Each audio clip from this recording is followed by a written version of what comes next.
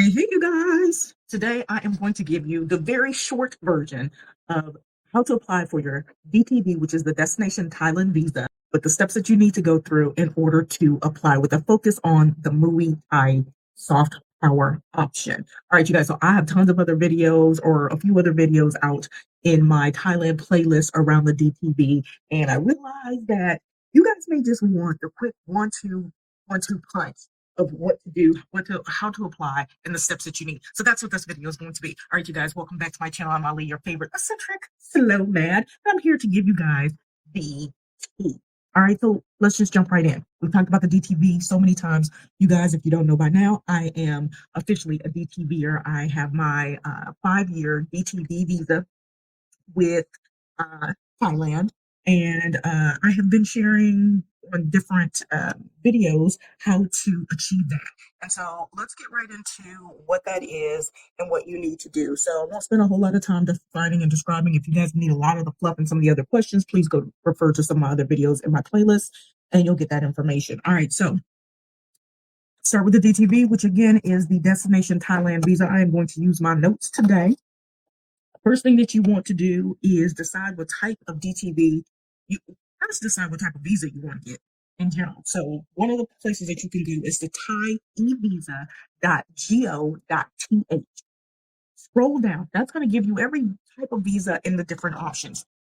If I could show you guys really quick what that looks like quick. So when you scroll down, you're going to see diplomatic official visa, tourist visa, transit visa, work and business visa, studying visas, tourist visas, I already said that, studying visas, media and film, crew visas, religious activity visas, research and science visas, staying with family visas, retirement, not a visa, it's a tourist or it's a extension, stay extension, courtesy visas they even have, medical treatment, smart visas, long-term resident visas, that's the LTRs, the DTV, which we're talking about today, the Thailand privilege card, which is long-term visas with more privileges, and then other visas. You can get that all on the front page of the thaievisa.go.th site. So start there.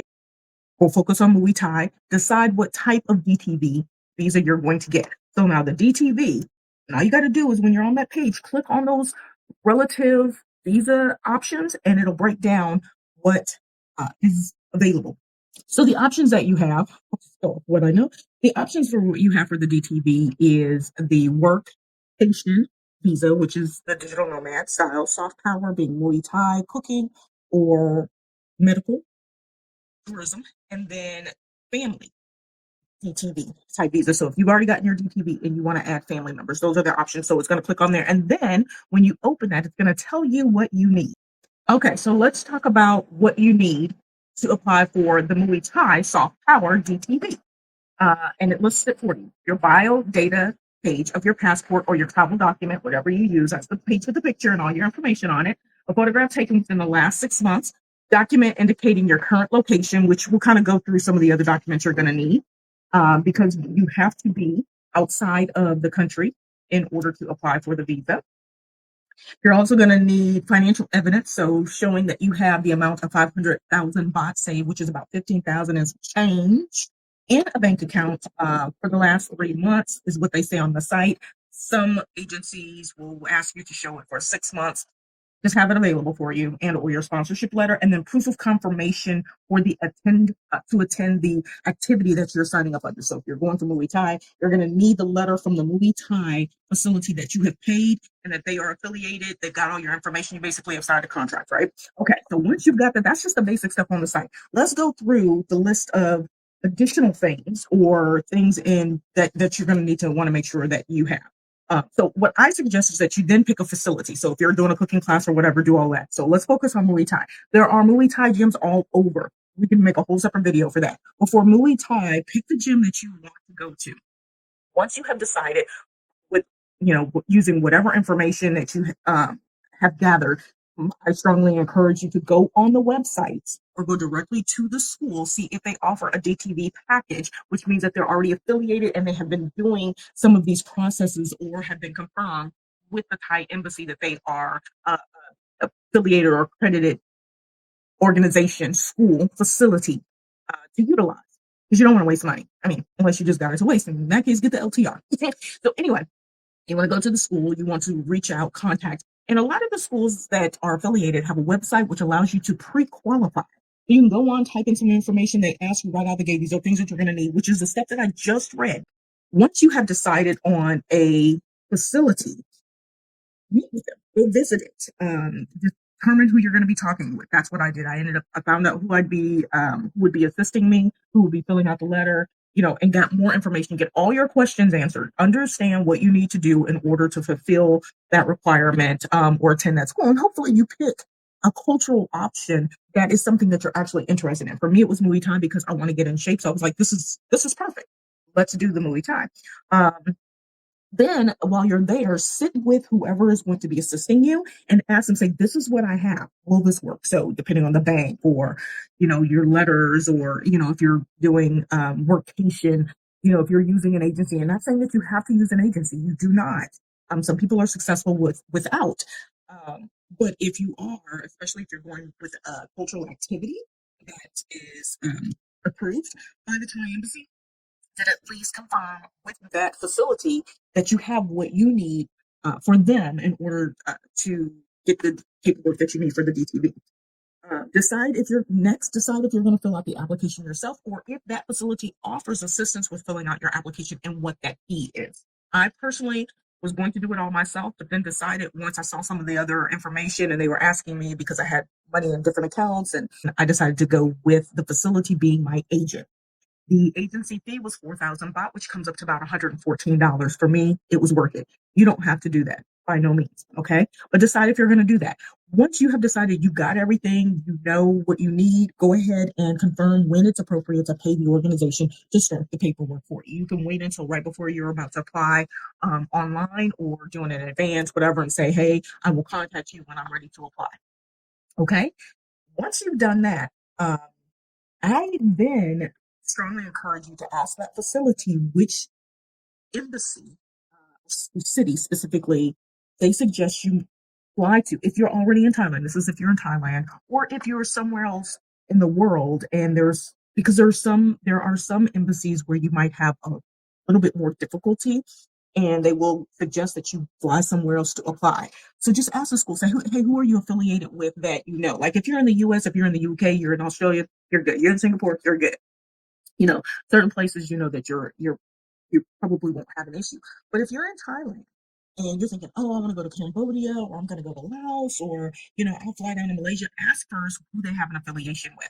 And if they have a strong affiliation with, for example, mine was Vietnam, going to Hanoi specifically, you want to know that. Getting residency and getting applications and all that stuff is not an easy thing. Okay. So get out of that blurb. um, Once you define which city you need to go to, that's when you decide, when you're going to exit. So you need to exit Thailand if you're already in Thailand, or apply from a country outside of Thailand. Okay. Now, these are some of the documents that you are going to need once you leave Thailand and you're getting ready to apply. You're going to need a hotel confirmation as a PDF file to load for your application, saying that you're in this particular hotel in this particular city. You're going to need flight confirmation as a PDF file.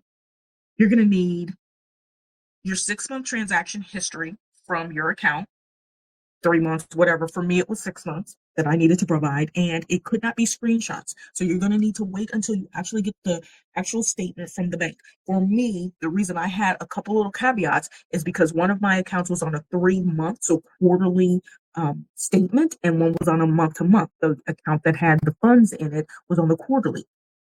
It's a timing thing. I didn't want to wait until the end of July, which would mean that I still would be just now getting ready to apply for my DTV after July 31st, something like that.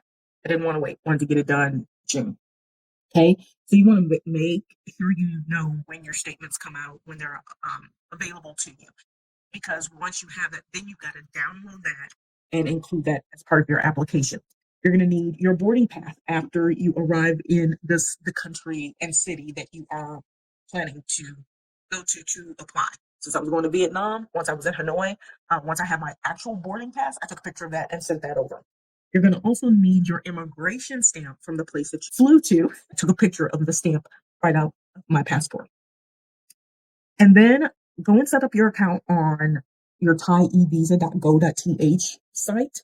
And if you have an agency helping you, they will have your you can give them your password and they can fill the stuff out, or you can fill it out, whatever's easiest for you. Then you're going to fill out the form on the Thai e-visa site. You're going to supply the supporting documents that I have just laid out in addition to your bio page that we already talked about. Any other documents that you are including the activity facilities letter stating that you have paid, you are confirmed, and you are enrolled, as well as any other documents like a cover letter. So if you've got to explain like where money is and why you had to move and why you had to, maybe deposit it quickly, like, within the last month or something, you see a change over time, a cover letter can be a part of your application process just to explain all that. Once you have all the documents in, you are going to then pay for your visa online. So while you're in another country, you're not physically going to go to their embassy to apply for your DTV. That is no longer allowed and or required. Now you go to another country to apply online. Hopefully they change that for you guys at some point and allow you just to apply within Thailand. So you don't have to leave. Yeah, that would be great, right? But as of now, you do have to leave.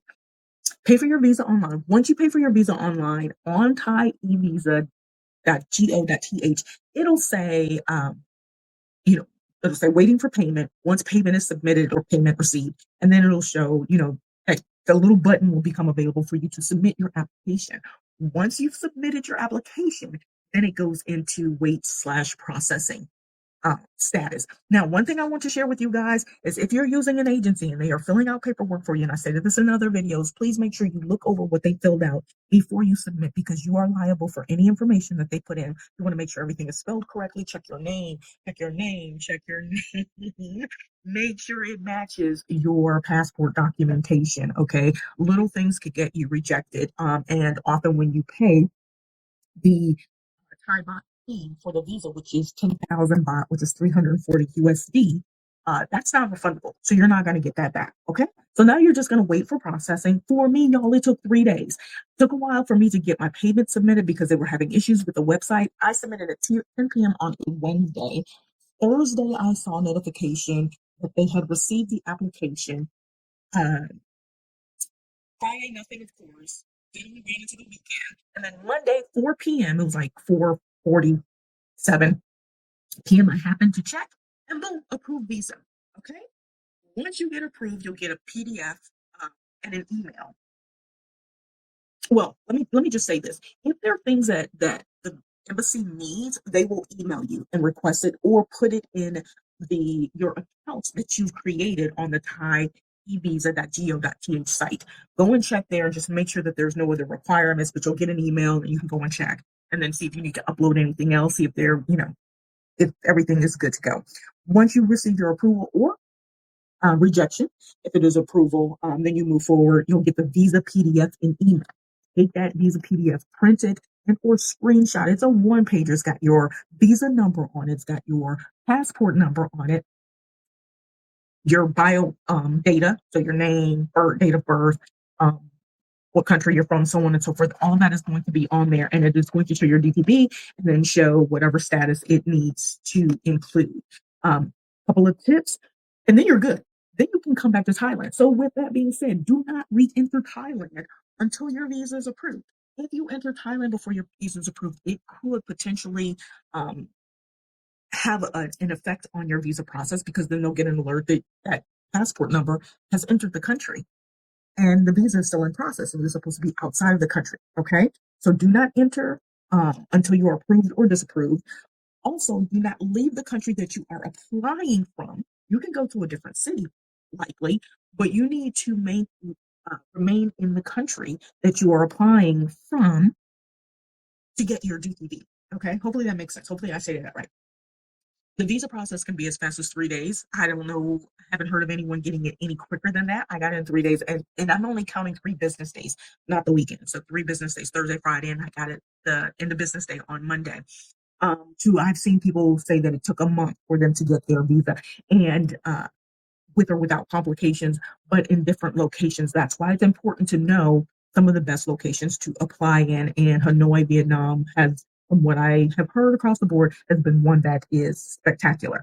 Another tip, application, if you're applying on your own, application should be in English, and ensure you have all accompanied info to submit. Um, and try to, if you've got multiple documents, to link them into one PDF so that you have fewer attachments, because I do understand that there's also a limit on how many attachments you can put into your application. Okay, so that's it in a nutshell. Those are the quick steps of applying for your DTV. I hope this is a little bit more helpful. All right, you guys, I'm gonna get out of here. You guys know the drill. Come back, uh, comment, like, share, and please subscribe. And I'll see you guys on the next video. You guys know the drill. Toodles and noodles. Peace and hair grace.